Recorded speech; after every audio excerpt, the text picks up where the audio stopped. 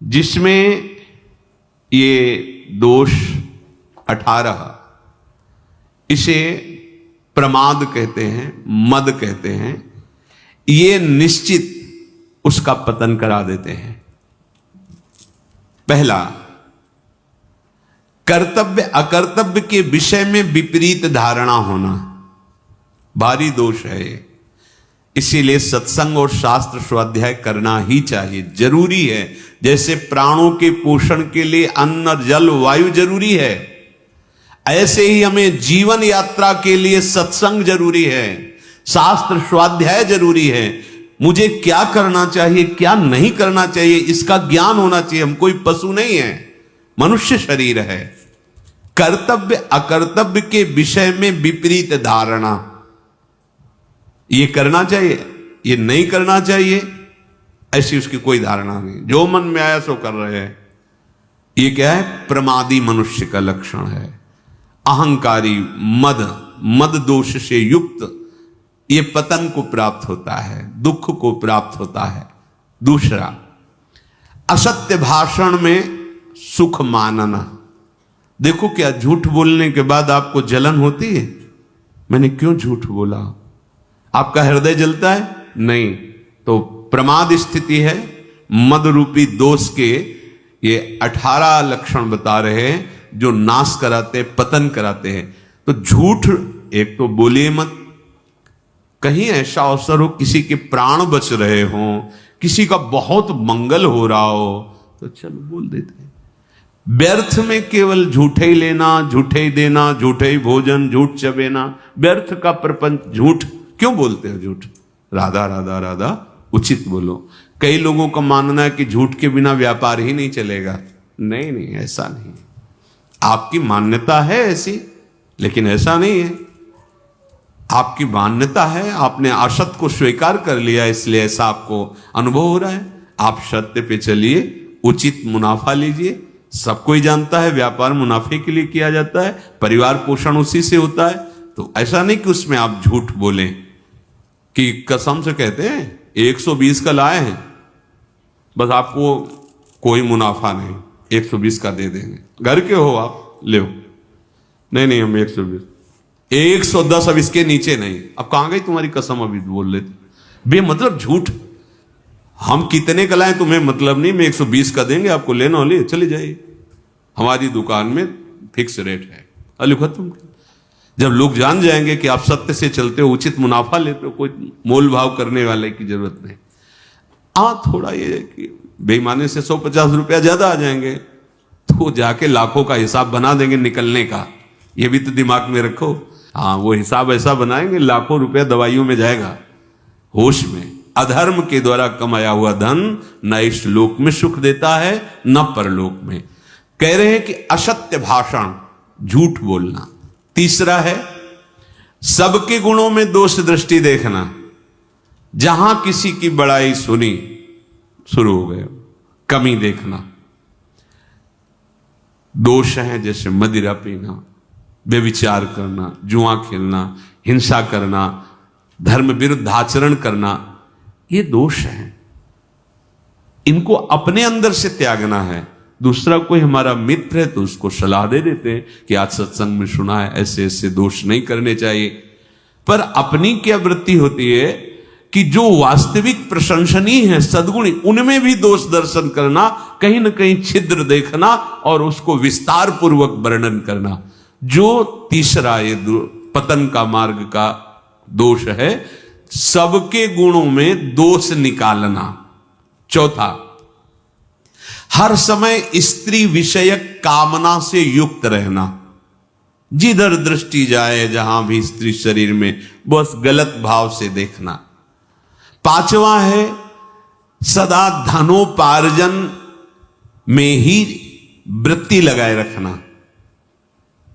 धनोपार्जन के लिए शारीरिक सेवा, श्रम आवश्यक है, जो आपको मिला है, लेकिन मन रखो जहां कृपा निधाना। चित्त वृत्ति प्रभु के चरणों में लगाओ। अगर चित्त वृत्ति भी धन के चिंतन में लगी, शरीर भी धन की क्रियाओं में, तो फिर भोग बुद्धि रहेगी, योग बुद्धि तो रहेगी नहीं। तो मनुष्य जीवन का लाभ क्या मिला? और जब केवल धन चिंतन की वृत्ति आती है तो धर्म अंतर्ध्यान हो जाता है। छठवां, भोग इच्छा। रसेंद्री, जनेन्द्री, नेत्रेंद्री, श्रवणेन्द्री, घ्राणेन्द्री, इनका केवल एक ही लक्ष्य, भोगो भोगो। हम भोगों को नहीं भोग रहे, भोग हमें भोग रहे हैं, प्रतिपल हमें नष्ट करते जा रहे हैं। आयु, शक्ति, श्वास सब क्षीण हो रही, समझ में नहीं आ रहा, बस भोग चिंतन नहीं। आवश्यक भोग भोगने हैं, जल, वायु, भोजन, वस्त्र, उत्तम से उत्तम।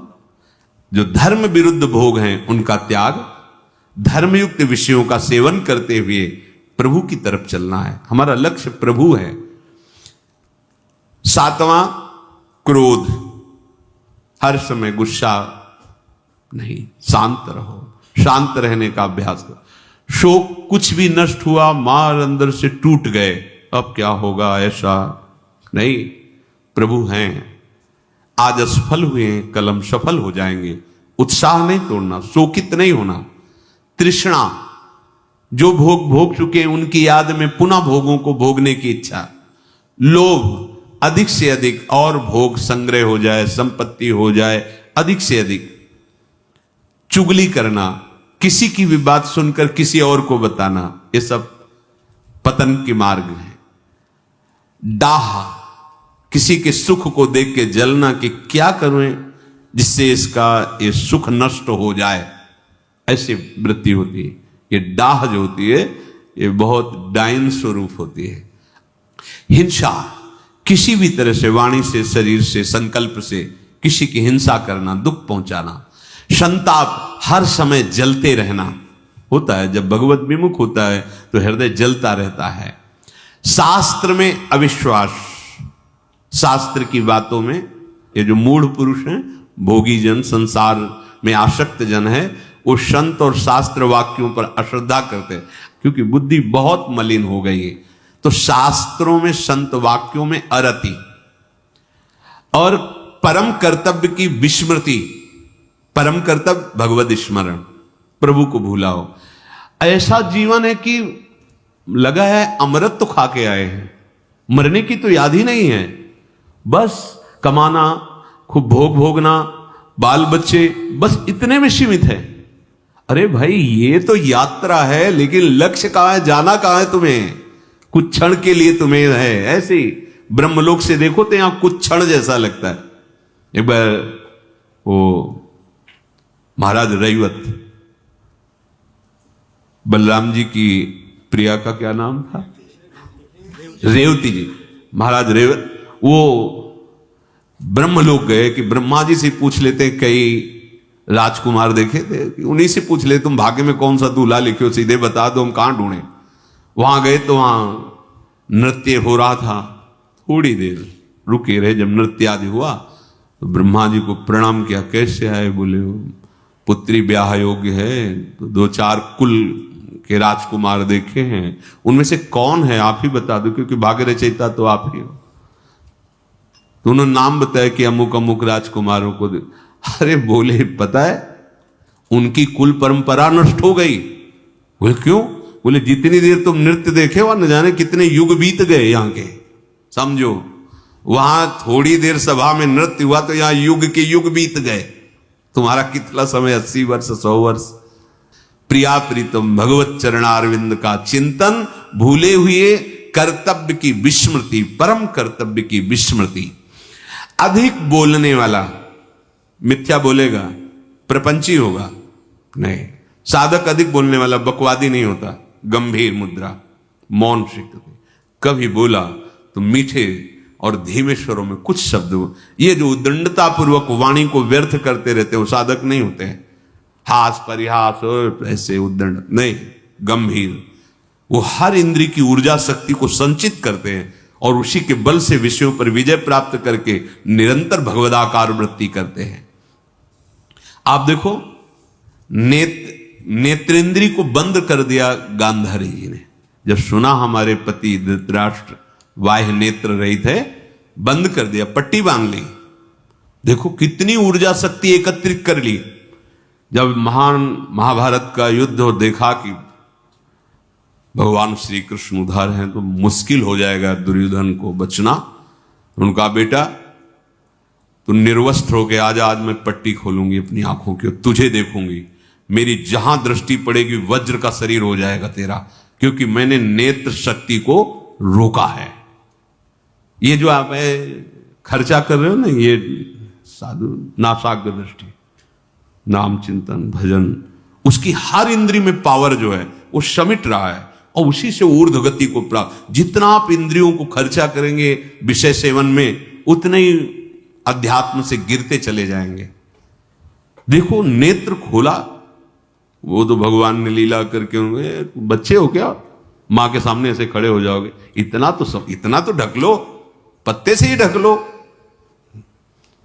भगवान अपने भक्त का प्रण पूरा करने के लिए कुछ भी कर सकते हैं। भीम ने प्रण किया था, जिसमें तुम ताल दे रहे हो कि बैठा लो द्रौपदी को निर्वस्त्र करके, इसी को महासंग्राम में तोड़ूंगा। तो अगर गांधारी की दृष्टि पड़ जाती तो भीम नहीं तोड़ पाते।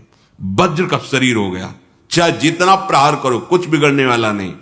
बस यहां तो उन्होंने कहा बेटा चूक कर दी, यहीं से मारे जाओगे। देखो दृष्टि को रोका तो कितनी सामर्थ्य उनकी आ गई। पहले जैसे ऋषिजन थे, बोल दिए सहज में कि ऐसा ही होगा, वैसा ही होगा, क्योंकि वो कभी झूठ नहीं बोलते, कभी वाणी को व्यर्थ नहीं बोलते, क्योंकि उनकी जितनी वाणी की सामर्थ्य है वो सब संचय करते थे, सत्यवादी थे, निरंतर मंत्राकार वृत्ति रहती थी, तो उनकी वाणी सत्य होती थी, उनका निर्णय सत्य होता था, उनका दर्शन सत्य होता था, उनकी चेष्टाएं सत्य होती थी। यहां कह रहे कि जो अधिक बकवादी है, बहुत सावधान। उपासक चाहे स्त्री शरीर हो चाहे पुरुष शरीर, सबसे ज्यादा वाणी से अपराध होता है, इसको मौन रखिए। आवश्यक है तो उत्तर दीजिए, नहीं तो मौन शांत। फिर आप देखिए आपके मंत्र में बार बार वृत्ति। ये तो जो भजन करते हैं, देखो आप भजन जब में आपकी जब रुचि होगी तो बोलने की इच्छा नहीं होगी, अगर आप बोलना भी चाहोगे तो एक जलन होगी, ये क्रम रुक जाएगा जो चल रहा है। और अगर बोल पड़े और थोड़ी देर रुचि ले ली तो आप देखोगे मंत्र उसमें विक्षेप पड़ रहा है, वो रुक भी सकता है। बहुत सावधान। हम बोले तो भगवत चर्चाया हित सत्य प्रिय बात बोले, आवश्यक हो तो नहीं अपना नाम चलाएं, खूब सेवा करो, शरीर से खूब सेवा करो। ये जो लोग कहते हैं काम करते हुए भजन नहीं होता, अभ्यास ठीक नहीं है इसलिए ऐसा है। खूब सेवा होती, खूब सेवा, सुबह से लेकर के शाम तक खूब सेवा करते रहो, पर भजन निरंतर चलता रहता है। भजन में ऐसी त्रुटि नहीं होती कि हमारी सेवा करते समय भगवत विस्मृति हो जाए, नहीं, अभ्यास की कमी के कारण। तो अपने को बड़ा समझना, अपने को श्रेष्ठ समझना, जिसमें ये दोष 18 हैं, वो पुरुष निश्चित पतन हो जाएगा, निश्चित। वो जिसे नाश शब्द कहते हैं, नाश का मतलब होता है स्मृति का नाश, आनंद का नाश, उन्नति का नाश, जो आपको मानव देह में परम लाभ मिलना था उससे अब पतित हो गए। तो पहला है कर्तव्य अकर्तव्य के विषय में विपरीत धारणा, दूसरा है असत्य भाषण, तीसरा है गुणों में दोष दृष्टि, चौथा है स्त्री विषयक कामना का ही चिंतन करना, पांचवा है सदा धनोपार्जन में ही लगे रहना, छठा है भोग इच्छा, सातवां क्रोध, आठवां शोक और नवां तृष्णा, 10वां लोभ, 11वां चुगली करने की आदत, 12वां डाह, 13वां हिंसा और 14वां संताप, 15वां शास्त्र में अरति और 16वां परम कर्तव्य की विस्मृति, 17वां अधिक बकवादी और 18वां अपने को सबसे श्रेष्ठ मानना। इन 18 दोषों से अपने को बचाकर अपनी उपासना को परिपक्व करे। भजन करना कठिन, करके बचाना कठिन, बचा के पचाना कठिन, पच जाए तो सिद्ध पुरुष हो जाए, भगवत साक्षात्कार हो जाए। पहले त्रिगुण के रचे हुए तीनों देह, तीनों लोक, इनसे राग रहित होना, ये बड़ा ऊंचा महाभाव महाप्रेम है। रसम राधायामा भजत किल भावम ब्रजमणौ, ये बहुत दिव्य भाव है। इसका बड़े बड़े महापुरुष जन भावना भी नहीं कर सकते, ऐसा एकांतिक रस वृंदावन का है। वैकुंठाधिपति भगवान नारायण, उनके पार्षदों का अपार वैभव सुख यहां के सखा भाव वालों को भी नहीं रुचता है। ब्रज के सखा भाव वालों को भी वैकुंठाधिपति का वो महाऐश्वर्य महामहिम रुचता नहीं। फिर आगे वात्सल्य और कांता भाव तो कहना ही क्या है, फिर ये तो महामाधुर्य रस है, महाप्रेम, परम आनंद मोद। तो जिसके हृदय में सत्संग से बात बैठ गई कि तीनों लोकों में कहीं नित्य सुख नहीं है, अनित्य माया रचित, माने दिखावा, दिखाई दे रहा है नहीं। यहां से लेके ब्रह्मलोक, आ ब्रह्म स्तंभ पर्यंतम सर्वम मायामयम जगत। मां माने नहीं, या माने जो है नहीं वो दिखाई दे रहा है, जो है उसे ढक दिया, इसी का नाम माया है। आ ब्रह्म स्तंभ पर्यंतम, तिनके से लेके ब्रह्मलोक तक, स्थूल सूक्ष्म कारण तीनों देह ये त्रिगुणात्मिका प्रकृति से ही प्रभावित है।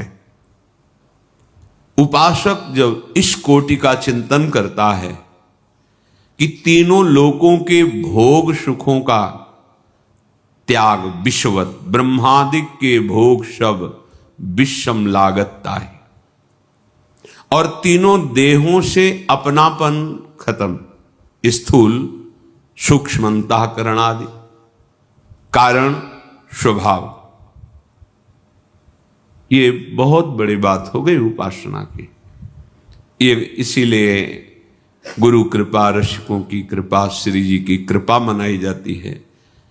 तीनों शरीरों से राग रहित होना बहुत कठिन है। यद्यपि कहीं कोई बंधन नहीं, हम ही ने स्वीकार किया है, अस्वीकृति होना बहुत कठिन है। स्वीकृति हो गई, मैं स्त्री हूं, मैं पुरुष हूं, मैं गोरा हूं, मैं काला हूं, आदि आदि। स्वीकृति हो गई मन में तदात्म, बुद्धि का निश्चय, मन का संकल्प विकल्प, चित्त का चिंतन, अहम का कर्ता भोक्ता भाव, स्वीकृति, ये मैं ही हूं, मेरा स्वभाव, ये हमारी गलत स्वीकृति हुई है, स्थूल में, सूक्ष्म में, कारण में। हमारी गलत मांगे इंद्रियां मन करने लगे कि बाह्य भोगों में परमानंद है, ये भ्रम बैठ गया। जो भ्रमित है उनको ये बात ही समझ में नहीं आएगी, ऊपर से निकल जाएगी। अध्यात्म है, ये सत्य सच्चिदानंद प्रभु का मार्ग है, मायाकृत मार्ग थोड़ी कि तुम्हारी प्राकृतिक बुद्धि इसमें निर्णय कर पाएगी। जब तक भजन के द्वारा असाधनों का त्याग करके ये अंतःकरण पवित्र नहीं हुआ, तब तक इस बात की सोच भी नहीं आएगी हृदय में। पर बड़े भाग्यशाली हैं अपने लोग कि अपने को कथन श्रवण करने का सौभाग्य मिल रहा है। श्रीपाद कह रहे हैं, प्रकृत्यंतम गत्वा जड़ मनृत दुखात्म शकलम। अनृत माने झूठा, जितना कुछ ये रचना है ये सब मिथ्या है। वेद भी कहते हैं, उपनिषद भी, ब्रह्म सत्यम जगन मिथ्या। भगवान शिव भी कहते हैं, उमा कहूं मैं अनुभव अपना, सत हरि भजन जगत सब सपना। ये अनृतम झूठा है। कहां लग रहा है अपने को झूठा है? स्वप्न कहीं झूठा लगता है स्वप्न देखने वाले को, जगने वाले को झूठा लगता है। जो जग गया तब उसे मिथ्या लगता है। तो जिसके हृदय में शुद्ध सच्चिदानंद ज्ञान का प्रादुर्भाव हुआ, वो देख रहा है कि ये संपूर्ण जगत सत्य है, इसमें तो ब्रह्म, और ये जो नानात्व तो है ये भ्रम है, ये झूठा है। ये जड़ अनृतम दुखात्म शकलम। इसका जितना तुम चिंतन करोगे तुम्हारी बुद्धि में जड़ता आने लगेगी। प्रभु के नाम का, प्रभु के रूप का, लीलाओं का, गुण का, धाम का चिंतन करोगे, दिव्यता आने लगे। नाम जपत आई सब सोई, देव सुबुद्धि कृपा करि मोहि। जैसे जैसे नाम जप करोगे सब ज्ञान प्रकट होने लगेगा। भगवद आश्रित होकर नाम जप करते हुए असाधनों का, धर्म विरुद्ध आचरणों का त्याग, तो पवित्र बुद्धि से फिर ये बात आपको समझ में आएगी। संपूर्ण जगत कैसा है? दुखात्म सकलम। भगवान कह रहे दुखालयम अशाश्वतम। जो भगवान बोल रहे हैं, महापुरुषों को वही अनुभव हो रहा है। पवित्र बुद्धि है, हमारी अपवित्र बुद्धि है तो हमें शरीर अच्छा लगता है, शरीर के भोग अच्छे लगते हैं, शरीर संबंधी प्राण प्रिय लगते हैं। ऐसा लगता ही नहीं कि मरना है, जाना है यहां से। हम यहां जो करने आए हैं वो कर नहीं रहे, जो नहीं करना चाहिए वो कर रहे हैं। तो मृत्यु की बात सोचते ही भयभीत हो जाओगे। देखो अंदर बातें बनाना अलग बात है, अहंकार से कुछ भी बोल दो, लेकिन एकांतिक हृदय में चिंतन करके देखो मरना है,